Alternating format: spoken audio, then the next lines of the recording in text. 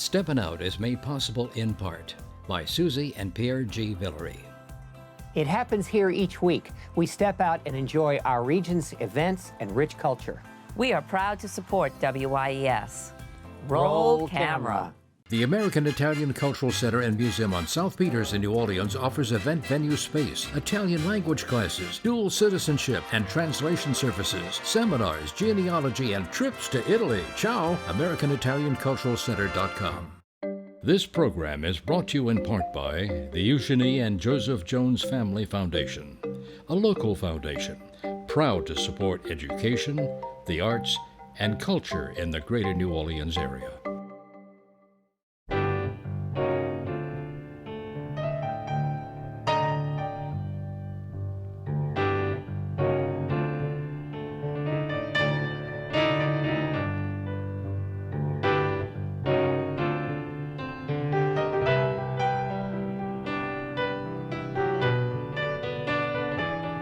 I'm Peggy Scott Laborde, and welcome to a special edition.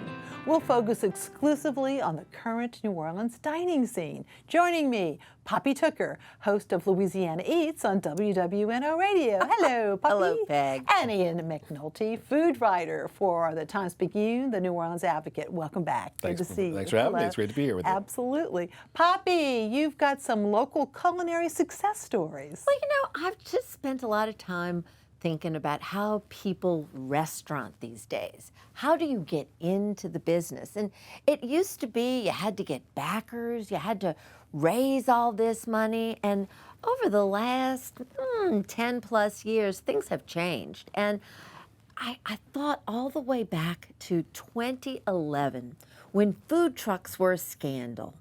And you had to fight City Hall to have a food truck. And of course, La Cocinita, and that was Rachel Angulo, she is the one who really shepherded that, fighting City Hall and getting that law finally passed in 2013 that allowed food trucks to become commonplace all across the city. And so that has been one way that people have stepped up into bricks and mortar, off their food truck. And it just tickles me when I drive down Octavia and I see Taco Loco, because their truck's sitting outside, there's the restaurant that where they are now, and I just think that there's the success story all told in one picture. And of course, that's Alex and Mary Beth Castillo, and that's where the flaming torch used to be a long time ago. Of course. Remember that? Yes, absolutely. And then another way that's less expensive than getting a food truck is, of course, doing pop-ups. And pop-ups are just ubiquitous these days, and a really good way to do a pop-up. Of course, people pop up from place to place, but if you get a residency someplace, that's really terrific. And boy, I'll tell you what, Birdie's Intergalactic Diner, I just love the food that Trey Rentala is doing over there at Birdie's. I mean, just crazy stuff, like those little mac and cheese, yummy little bites and beautiful sandwiches. And anyway, so I wanted to give them a and that dessert. Oh, my goodness gracious. So if you haven't been, and it wouldn't surprise me if he had a little sandwich shop one day, but right now you can catch him at Carrollton Station. And a big success, of course, has been Flower Moon Bagels. Brianne Kostick started making those bagels right out of her home kitchen. People loved them. Next thing you know, she was popping up at Coffee Science's Sunday Market when they had it on Sundays. And that's been another sort of entry-level way into restaurants, is the farmers markets, and like at Coffee Science, that little market. But now they're on Lafitte Greenway, and I'll tell you what, that's the place for bagels.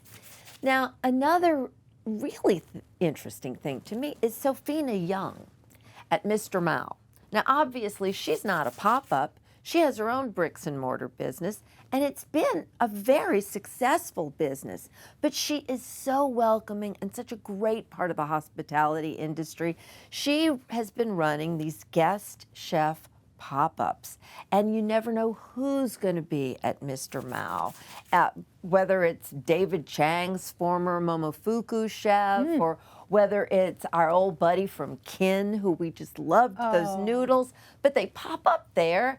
And it's a really great service that she's doing to the restaurant industry. And then one of our favorites, and I know you love it too, off of a food truck, get your mom and dim sum.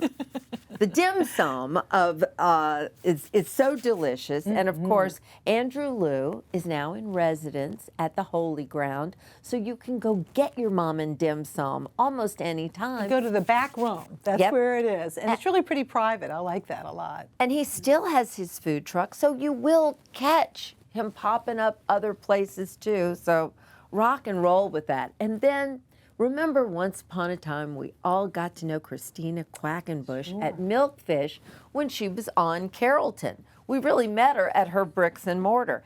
That was many years ago, and she's taken her Filipino soul food show on the road. She popped up for so long at the Broad Theater. Yes. Now she is a regular at the Bywater Brew Pub on Wednesdays, Thursdays at 12 Mile Limit. I understand there's karaoke too. And so God bless Christina Quackenbush, because she just keeps popping up, and it's a new way to restaurant. Very good. Thank you so much. And there's just something about breakfast. Orleanians can't seem to get enough of it. I get asked about breakfast spots all the time. And, you know, typically people already have their old favorites. I wanted to highlight a couple that are new. And specifically, Peg, we're talking breakfast. You're not talking brunch. You know, brunch is fine, especially if you're on vacation, which is why we have so many places that serve brunch in New Orleans, because millions of people come here on vacation. Good point. Yes, but we're talking about breakfast specifically for locals who roll out of bed not at 10 o'clock looking for mimosas, but maybe at 7 o'clock or 8 o'clock looking to get together with some people, have a breakfast meeting, have a good start to their day somewhere before hitting the work scene. So these are, again, I think most people have their favorite breakfast nooks, but I wanted to highlight a couple that are doing different things across the spectrum that are specifically about breakfast. Now, that isn't to say you can't do brunch at some of them. You can, and I'll detail that. But let's just start off with one downtown that should be on your radar called Louisiane Cafe.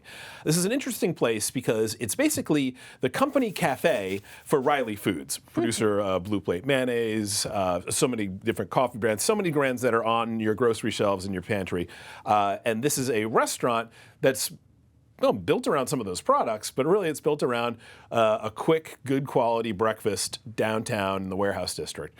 Right there, we're looking at that breakfast biscuit, just unmessed with, you know, nothing crazy here, nothing here that's screaming like bachelorette party brunch or something like this. This is just, you know, eggs, meat, cheese on a biscuit. Really good. Of course, the coffee drinks, they get a little creative with the coffee drinks there because it's, you know, Riley Foods. But you can also get some cocktails there now. So on game days, they do some morning business with that too.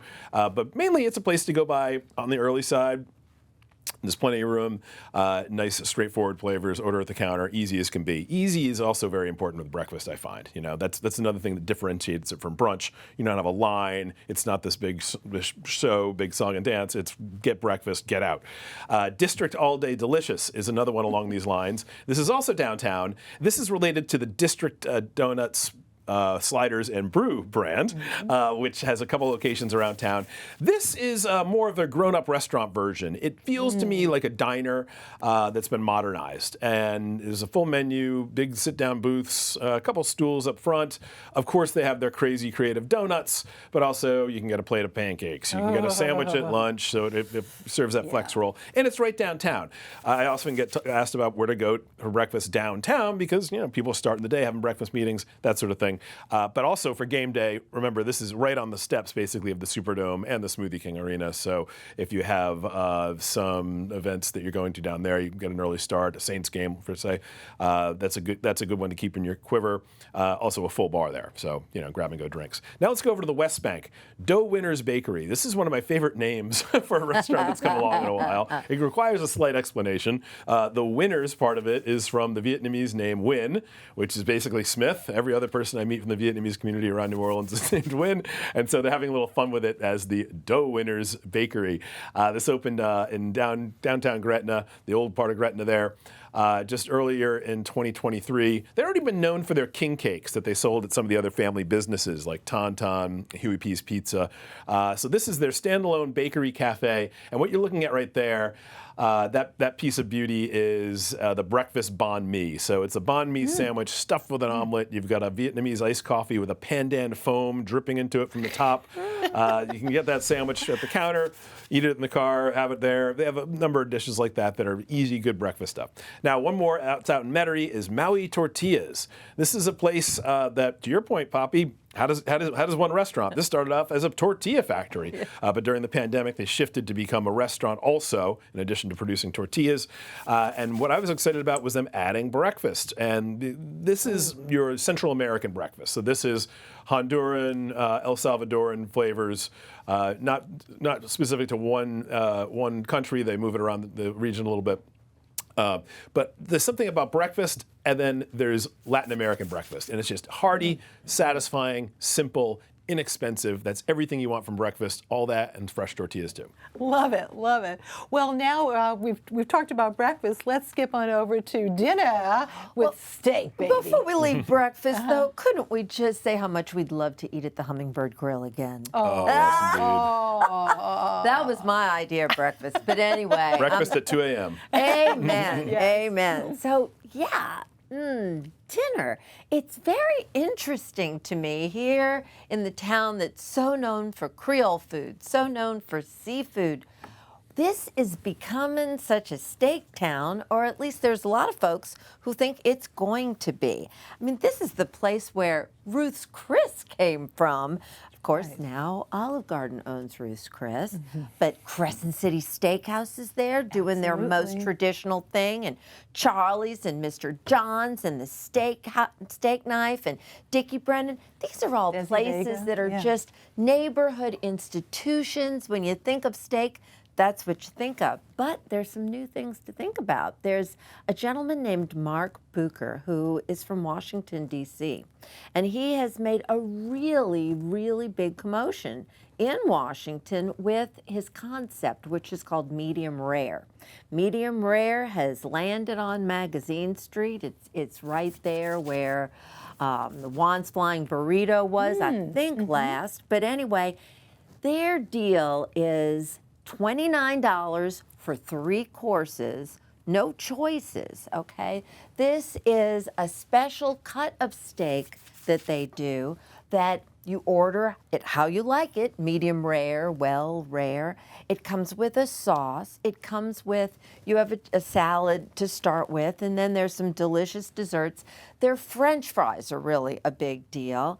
And it's a $29 steak dinner, and you get seconds. It's very interesting. And before we go on to steak, I have to mention that also at medium rare, they're doing a prefix brunch, and it's $31.95 for 2 courses, but you get bottomless Bloody Marys, screwdrivers, and mimosas. Oh, my. And you know, more people, including my buddy Dickie Brennan, has said, Mark, do you know how people in New Orleans drink? You think you're really going to be able to do this? So anyway, so that's something new from out of town. And then something brand new, we've never had anything quite like this before, is on St. Charles Avenue, Gaia. And Gaia is being billed as a new age steakhouse. And their big gig is Wagyu. It's all A5, which is the highest quality, plus, and the prices there range from a $29 burger to a Wagyu tenderloin at $270 on the menu. And that is before they coat it in the gold leaf, because that's one of their big gigs. So, and then something that's coming in 2024. It already exists in Denver. A5, that's of course the indication that's the highest quality steak. There's a steakhouse in Denver called A5 that is operated by a group called the Culinary Creative Group. Well, Billy Blatty, our very own, has joined forces with them. These people in Denver, they've got 22 concepts. And so, of course, he just opened Mr. Oso here with them. And Sophia is becoming part of that group also. But coming in 2024 is an A5 Denver-style steakhouse coming to New Orleans. Oh, my. So he says that there's going to be Asian sides like we've never had before. It'll be very casual. He's encouraging everyone to come in their shorts and have meatloaf at the bar if you'd like. So anyway, remains to be seen, but lots to see in the meat department. Absolutely. And now, though, let's move over to some seafood with oysters. Oysters, yeah. We're talking about a specific type of oyster today, Peggy. You know, when I was first learning about Louisiana food, if you said, brought up oysters, it usually came in two ways, raw in the half shell or cooked somehow. Well, the oysters I'm talking about now are coming in all different varieties and all different names, and they're all in the half shell. These are raw oysters that are being cultivated. So they're being harvested and grown in a different way from the traditional reef-grown oyster that has always been the hallmark of the Gulf Coast oyster and all of its abundance and big size and burly, salty, and I love them. And those are the oysters that I learned to love. But these are oysters, they come by different names. Sometimes they're called specialty oysters. Sometimes they're called place-based oysters. But they're a commonplace around the country. If you travel to the East Coast or West Coast, you go to an oyster bar and you have a range of different oysters with different names attached to them. And that indicates generally where they're from, the specific waterway that produced them, or maybe the farm that produced them. But they're as specific as any brand of cheese might be from a different pasture or a different producer. And that's a good comparison because they come across with very different flavors and textures and pleasures. And again, they're distinct from our traditional reef-raised Louisiana oysters, but increasingly, these are coming from Louisiana waters. And so I wanted to highlight a few places that are doing that now. Right now, if you go to any of these places I mentioned, you'll probably find oysters from the West Coast and the East Coast, but also a significant number from the Gulf Coast and especially from Grand Isle. There's a number of operations there that are growing them in those enclosures that you see lining the surface of the water. Just a really different way to produce the oysters. And significantly, these hold up throughout the year. I eat oysters, reef oysters all year round too. The R-month myth is out the door, but there's no doubt that those traditional oysters are at their best in the colder weather. These oysters, the way that they're grown, the high salinity of them, it's just they're consistent and good year round no matter what. Now, where are you going to find some of these? Sidecar Patio and Oyster Bar is the best place to get this type of oyster right now because of the huge variety that they have. You can get oysters there from Grand Isle. You can get oysters there from Prince Edward Island, oysters there from Baja, Mexico. I mean, I've had them all around there. And what I love is the way that they cultivate the collection of oysters in a way that you can access them. There's long descriptions on the menu of what you might get from these different oysters, which can differ from shell to shell as differently as wines do bottle to bottle and valley to valley. And it's a really nice, casual, mostly outdoor patio setting there right in the warehouse district. And yeah, I know you also like Little Moon Oyster Farm, too. Huh? Little Moon is a good example of what we're talking about. Little Moon Oyster Farm is one of the many in Grand Isle that are producing these now. So yeah, if you see a name like that, that's a good example of what we're talking about. Great. Fives is a new place that opened on Jackson Square, very significant to me, in one of the Pentabla buildings. So what could be tourist central, and mostly is tourist central, actually has an oyster bar there that locals should care about and want to go to and mark on their list. This is on the lower Pentabla building, like downriver, right? And it's a sister property to the Columns Hotel, which got a redo recently. And so when you walk in, it is really just a bar. Great cocktails, a couple cold dishes, a couple salads, and then oysters. East Coast, West Coast, and again, significantly, Gulf Coast, a lot of Grand Isle oysters running through there too. Pesh Seafood Grill has been doing this for years. If you have any familiarity of this style of oyster around New Orleans, this might have been one of the places where you first learned about it. Certainly it was for me. And they have a really strong oyster program rolling there, again, with great sourcing, really good relationships with their suppliers. A newer addition on that front, Pigeon and Whale, opened on the Restaurant Row in Ferret Street over the summer. And they're specializing in seafood traditions from other places. The lobster roll from New England. They've got mussels on the menu that are char grilled, like the way that we do oysters here, which are delicious. But also the oyster bar is very strong in its variety. And this is a place where, again, you can taste through different types of oysters in a single seating at the bar. Now, one more I wanted to bring up, and this was maybe the wild card, because you might not be expecting to find specialty oysters at a place like this, but Cooter Brown's. It's the long-running tavern and bar at the end of the river bend there. Great place to watch football. Really nice bar, great bar food, and it's long been an oasis for oysters, served late until midnight. Only more recently, this fall, have they added these cultivated oysters. So you can get your St. Bernard style reef rock oysters there, but also a range of maybe 3 or 4 different oysters from other waters, most of them around the Gulf Coast.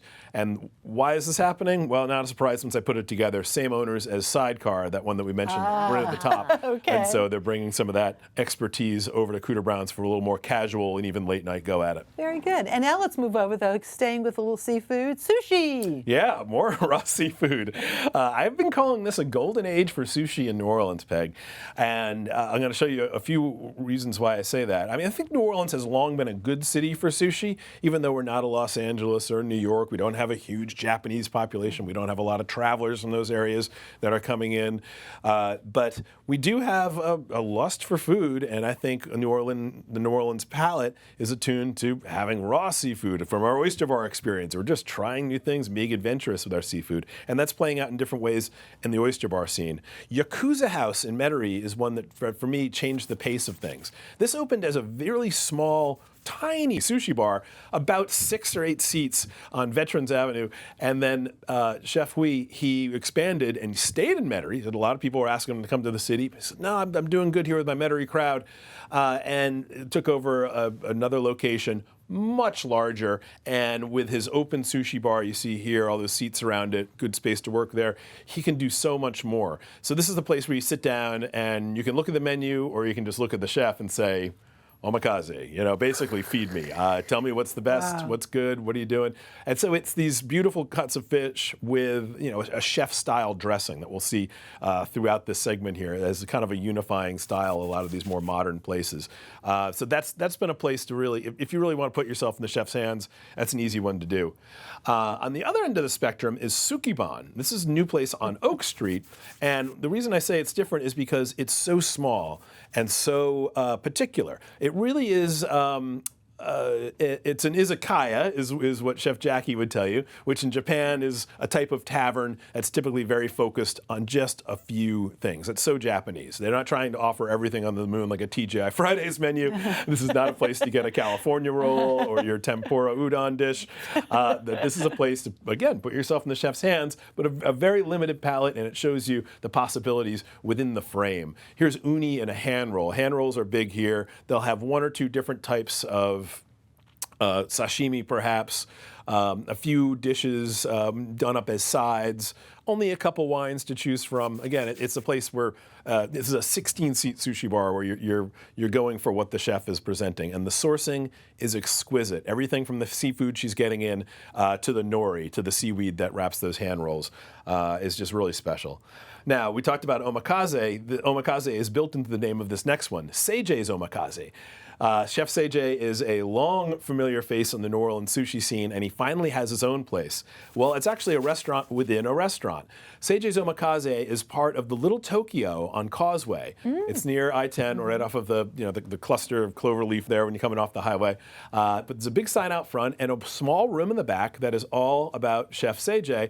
And so this is a place to do omakase. You can also order off the menu, a la carte style, and it's going to be different either way you do that from the sort of everyday sushi that's being served at Little Tokyo. Nothing wrong with that, but that's a come one, come all, family-friendly, please everybody kind of sushi place. This is a much more traditional, much more Japanese experience and expression of sushi. It'll change from visit to visit, and just exquisite pieces that'll put together there, depending on what you like, or if you just say, feed me, which is the way that I recommend it in particular to do.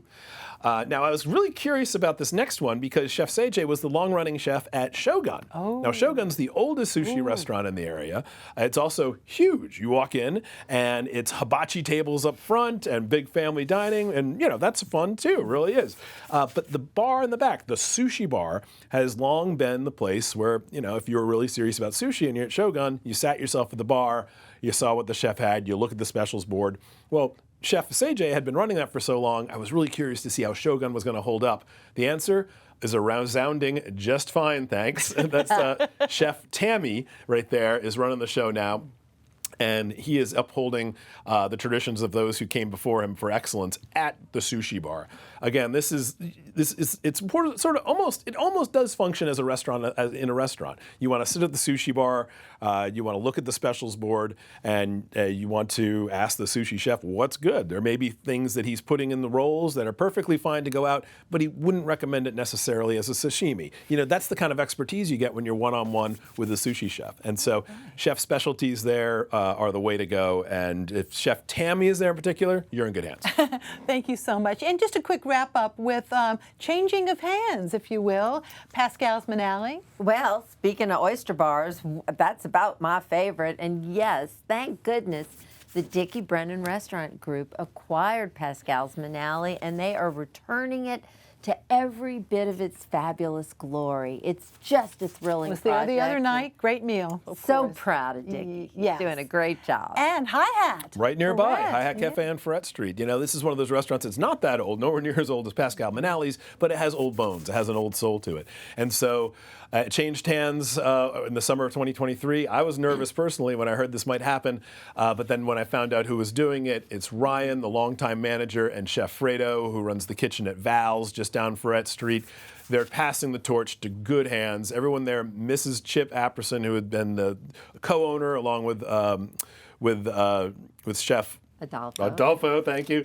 And they created a template there that the new ownership is proudly carrying on. So that's a win. All right, thank you so much. Thank you both very much. This was a quick half hour, and we appreciate the overview. And if you would like a list of the restaurants that we mentioned, go to wyes.org/Steppin Out. Thank you all very much for watching, and good night.